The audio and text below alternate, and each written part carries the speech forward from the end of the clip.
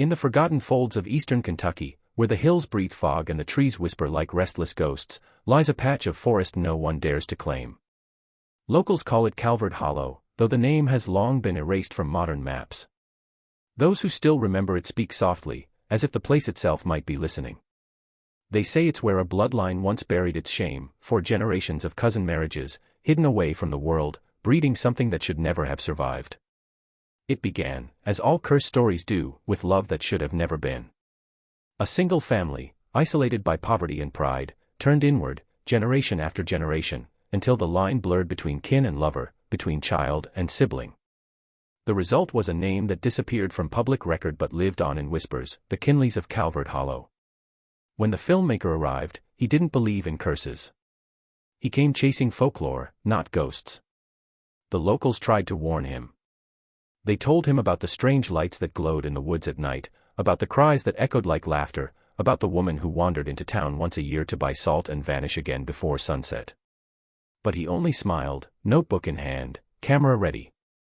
The road to the hollow was barely a road at all, just a dirt vein cutting through endless trees. The deeper he went, the quieter the world became. No birds. No wind. Just the slow hum of his own heartbeat. When he found the house, a sagging structure half swallowed by moss and vines, it looked less like it was built and more like it had grown there. On the porch hung a family portrait, faces pale and identical, eyes too close together, smiles too wide. It began on a rainy autumn afternoon when a young filmmaker named Daniel Price drove through the winding backroads of eastern Kentucky, searching for stories forgotten by time. His passion was documenting lost folklore, tales that existed only in the whispers of old mountain towns. He had already filmed stories of coal miners' ghosts, witch trials, and the infamous blue-skinned families of Appalachia, but what drew him here was a rumor too strange to ignore, a family that had supposedly cut itself off from the world for over a century. The townspeople called them the Hollow Kin, though no one seemed to know their real name. As Daniel followed the faded map on his dashboard, he passed abandoned gas stations and boarded-up churches, each one more desolate than the last. The world seemed to fade into a sepia haze, as if time itself moved slower here. When he reached the small town of Briar Creek, population barely 200, he stopped at a rundown diner that looked like it hadn't changed since the 1950s. Inside, the air smelled of coffee and dust, and the few customers turned to stare as he entered, an outsider carrying a camera case and a stack of notebooks. He asked the waitress if she'd ever heard of the Hollow Kin, and her hand froze mid-pour. She exchanged glances with an old man sitting by the window, his face lined like cracked leather. Finally, she said in a low voice, "You don't want to go up there, son. Some things in them woods ain't meant to be found." Her words only deepened Daniel's curiosity. He pressed for more, but the conversation died as quickly as it began. The old man muttered something about the family in the trees, and the blood that turned wrong, before leaving a few crumpled bills on the counter and disappearing into the mist outside. Daniel noted every word. To him, this wasn't a warning, it was an invitation. That night, he checked into a roadside motel, the kind with flickering neon lights and carpets that smelled of mildew. He spent hours going through local archives, scrolling through digital scans of newspapers so old the ink had nearly vanished. In one yellowed clipping from 1942, he found a headline that caught his breath, *, Kinley family refuses evacuation order, will die on our land, says patriarch. It was the first real trace of the people the town tried to forget. He didn't know it yet, but that headline would be the first step down a path that would consume him completely. The next morning, Daniel woke before dawn, the fog outside his motel window so thick it looked like the world had been erased. He packed his camera gear and loaded his truck, still thinking about the name he had read the night before, Kinley. It echoed in his mind like a faint bell, something both human and wrong. Following the old highway toward the hills, he soon noticed how quickly the signs of civilization faded. Houses grew farther apart, roads cracked and narrowed, and even the birds seemed to vanish as he climbed deeper into the Appalachian backcountry. When he finally reached the outskirts of Calvert Hollow, the road turned to gravel, and a wooden sign stood crooked at the bend. The words had long been washed away by rain, but carved faintly into the wood were two letters, K and L. He didn't know whether to take it as confirmation or coincidence. At the base of the hollow sat a small general store, barely standing, its porch littered with empty bottles and rusted tools. Inside, two men sat playing cards by a dusty window. When Daniel entered, the air grew still. The man behind the counter, a heavy-set fellow with gray stubble and watchful eyes, asked what brought him this far into the dark. Daniel smiled politely and explained that he was making a documentary about forgotten families of the Appalachian Mountains. The man's expression hardened at once. "You're lookin' for them Kinleys, ain't ya?" he said flatly. Daniel hesitated, but his silence was enough of an answer. The older man stood up slowly and pointed toward the forest behind the store. "Don't go in them woods, boy. Folks don't come back the same. Some don't come back at all." Daniel tried to ask why, but the man's tone shifted from warning to something closer to pity. "Ain't nothin' natural lives out there no more," he said quietly. "Not man, not beast." The younger card player chuckled nervously, muttering that the last person who went searching for the Kinleys was found 3 weeks later, eyes open and lungs full of mud, as if the ground itself had swallowed him alive. Daniel forced a laugh, pretending not to believe a word, but his pulse quickened. The forest beyond the store stretched endlessly, trees packed so tightly together they formed a wall of shadow. He stepped outside and stared at that wall for a long moment, camera hanging loosely at his side. The air smelled of rain and something faintly metallic, like rust or blood. The warnings from the locals should have turned him back, but instead, they only convinced him more that he was standing on the edge of something the world had tried to bury. That night, Daniel sat in his motel room surrounded by stacks of yellowed newspapers, brittle as autumn leaves. The locals' warnings still echoed in his head, but curiosity burned hotter than fear. He had always believed that truth hides in the places people are too afraid to look, and the Kinley family seemed to be one of those buried truths.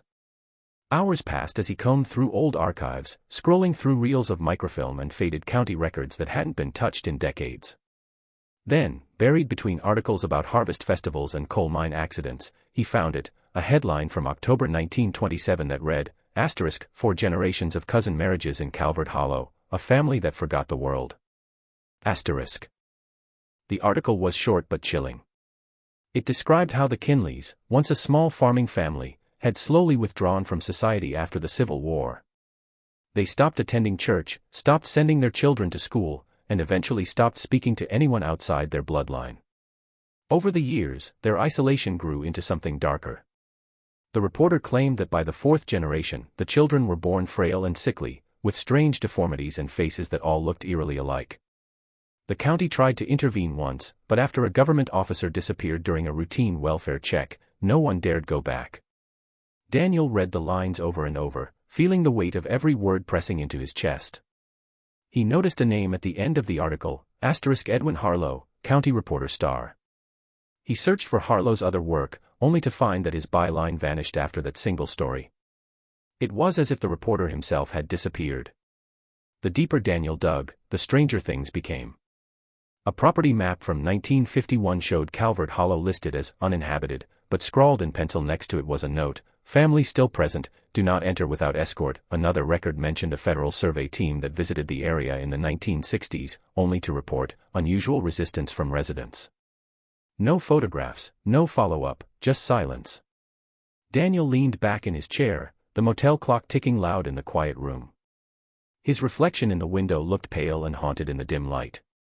Outside, the fog rolled over the hills like breath from something sleeping. He realized he wasn't chasing a myth anymore, he was chasing a bloodline deliberately erased from history. As the rain began to tap against the glass, he felt a thrill of discovery mixed with something heavier, a creeping sense that the past hadn't been buried, it had simply been waiting.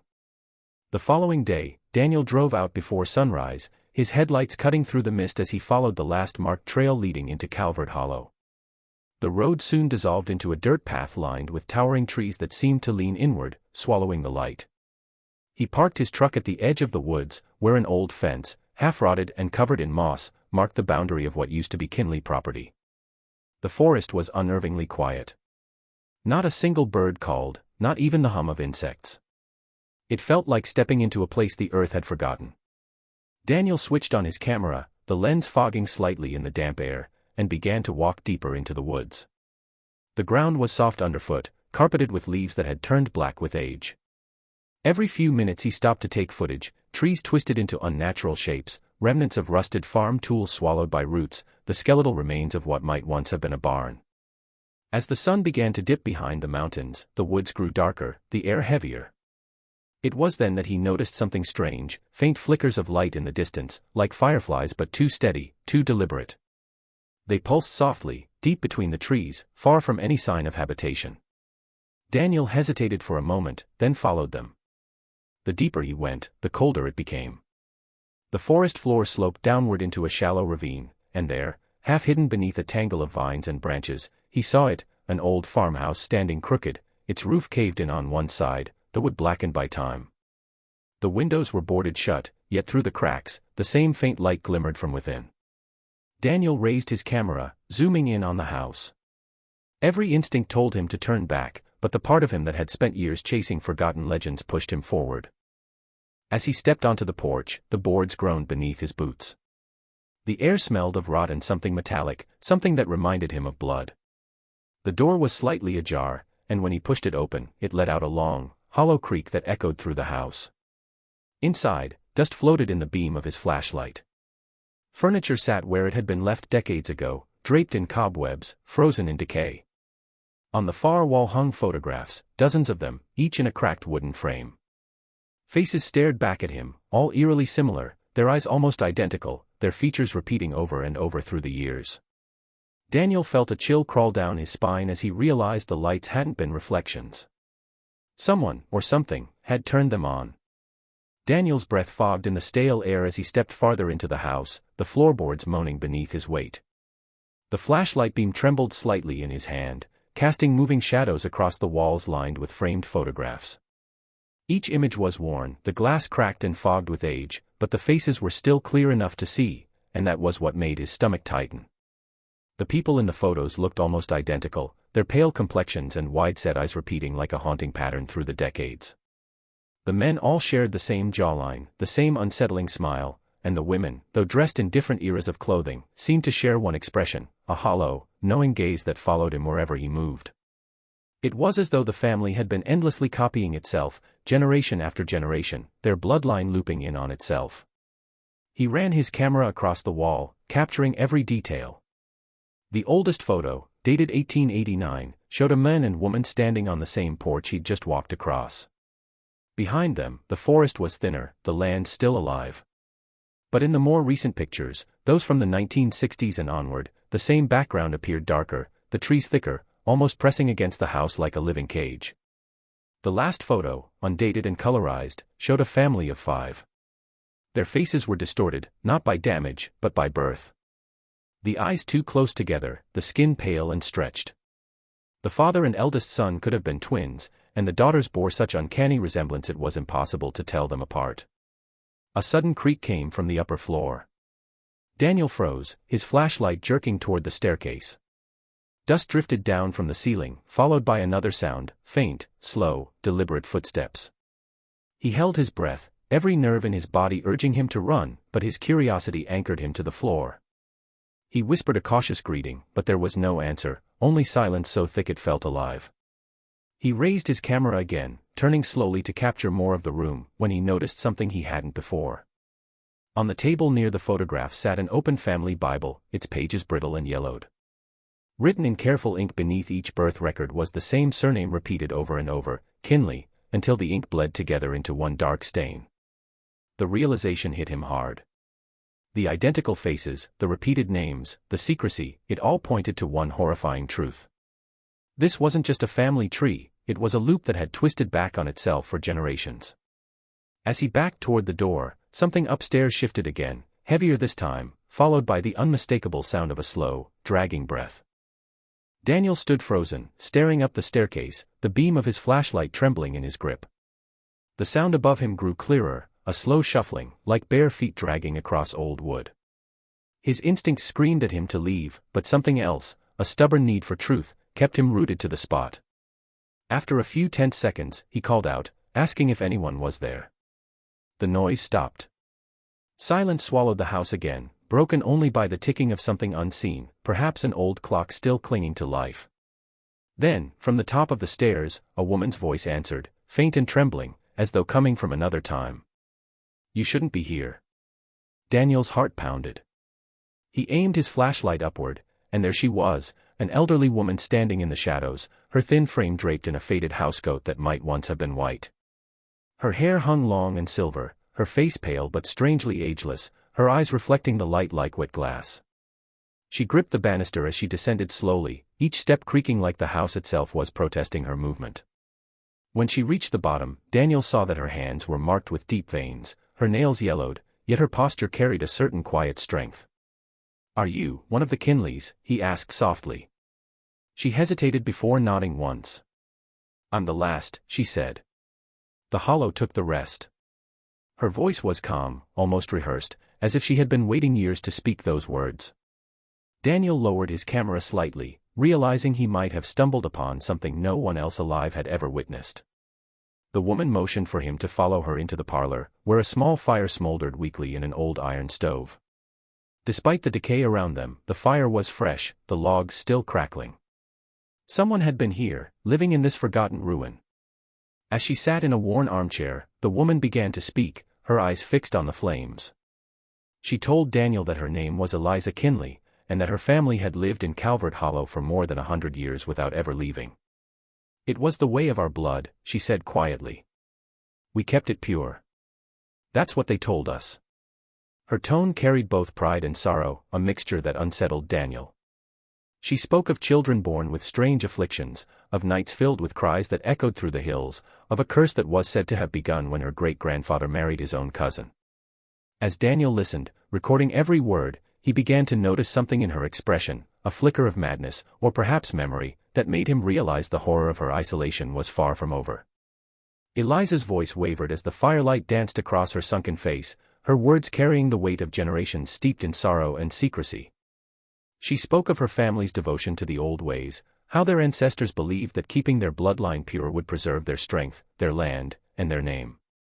"It began with pride," she said, "a foolish sense of legacy passed from father to son, from mother to daughter. They thought God smiled on it," she whispered, her eyes distant. But he didn't. He watched. And he waited. The air in the room felt heavier with every word, as though the house itself absorbed her confession. Daniel leaned closer, his camera recording the crackle of the fire and the faint tremor in her tone. She described how, over time, the Kinleys began to change. Children were born weaker, smaller, their eyes set deep in their faces, their skin pale as candle wax. Some couldn't speak, others barely walked, yet the family refused to admit that something had gone terribly wrong. The elders called it God's testing, a divine punishment for those who strayed from the family's path. Eliza's mother, she said, used to whisper prayers over her crib, not to ask for healing but for forgiveness, for the sins carried in their very blood. Each child was a reminder, Eliza murmured, that the blood remembers what it should have forgotten. Daniel could hear the despair buried beneath her calmness. She told him that as the years went on, the Kinleys' isolation deepened. They stopped attending the small church in Briar Creek after a preacher called them the cursed. When outsiders came offering help or medicine, the men of the family would chase them away, sometimes violently. The woods became their only refuge, and soon even that turned against them. Strange things began happening in the hollow, lights in the trees, animals born twisted and wrong, storms that seemed to hover only above their land.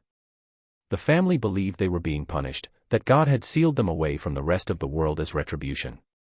Eliza's hands shook as she spoke of her siblings, 3 brothers and a sister, all born with frailties that worsened with time. One by one they died before reaching adulthood, their graves marked only by wooden crosses behind the house. She alone survived, and for reasons she didn't understand, the curse had spared her body, though not her mind. "I hear them sometimes," she said softly, her eyes glistening. "In the trees, in the walls. They don't forgive us. They never left." Daniel sat still, realizing this wasn't just a story of genetic decay, it was a legacy of guilt carved into the bones of an entire family. The fire in the stove hissed as a log cracked, sending up a shower of sparks that briefly illuminated Eliza's face. Her expression had changed, the calmness that once anchored her words was dissolving into something fractured. She stared past Daniel, her eyes unfocused, as though she could see things he could not. He asked her softly when she last saw another living member of her family, but she didn't seem to hear him. Instead, she began to mutter to herself, her lips trembling. "The blood never dies," she whispered, again and again, each repetition heavier than the last. The tone of her voice shifted, first sorrowful, then almost reverent, and finally, fearful. Daniel lowered his camera for a moment, uncertain whether to comfort her or to keep filming. When she finally looked at him, her eyes glistened in the dim light, reflecting both the flames and something wild beneath the surface. "You shouldn't have come here," she said suddenly, her voice sharp and brittle. "They don't like strangers in the house." Daniel glanced around the room, his pulse quickening. The way she said they made his skin crawl. He tried to remind her that the rest of her family was gone, buried years ago in the woods outside, but she shook her head violently. "No," she hissed, clutching the armrest of her chair. "They don't die. Not really. The blood keeps them. It keeps everything." Her breathing grew shallow, her frail frame trembling as if an unseen force pressed against her. Daniel tried to steady her, asking what she meant, but she seemed to slip deeper into a trance. Her gaze fixed on a dark corner of the room, where the shadows seemed to pulse faintly. "They're watching," she said. "They always watch when someone new comes. The Hollow remembers." A sudden gust swept through the broken windows, snuffing the fire almost completely, plunging the room into near darkness. Daniel's flashlight flickered, and for a moment he thought he saw movement at the edge of its beam, a figure, or perhaps just the outline of one, retreating into the hall. Eliza began to laugh, a dry, brittle sound that cracked in her throat. "You hear it now, don't you?" she said.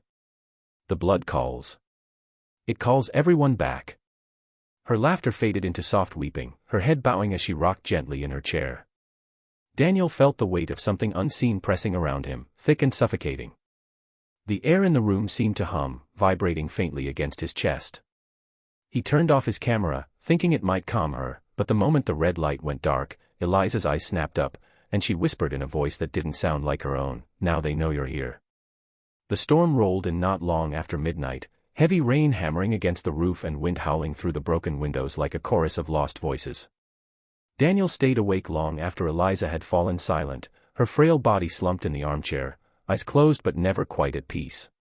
He wanted to leave, to flee the suffocating darkness of the Hollow, but something deep inside him insisted he had come too far to turn back. He had to see the truth with his own eyes, to understand what lay beneath all the whispers and warnings. As lightning flashed across the forest outside, he caught sight of something through the window, a line of shapes standing just beyond the tree line. For a moment, he thought they were shadows, but when the next flash came, he saw they were crosses, dozens of them, marking graves. He stepped outside into the downpour, the mud sucking at his boots as he crossed the yard. The air was cold and heavy, carrying the scent of wet soil and decay. The graves were crude, each one marked with a wooden cross carved by hand. Names had been etched into the wood, but time had blurred most of them into illegibility. Only one word remained clear across nearly every marker, *Kinley*.